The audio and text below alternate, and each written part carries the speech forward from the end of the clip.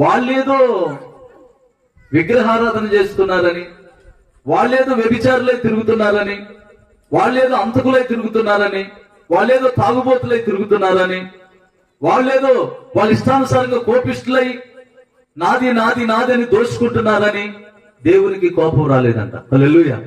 వారి కొరకు ప్రార్థన చేసేవాళ్ళు లేదని కోపం వచ్చిందంట దేవునికి. వాళ్ళందరి కోసం ప్రార్థన చేసే వ్యక్తి కావాలంట.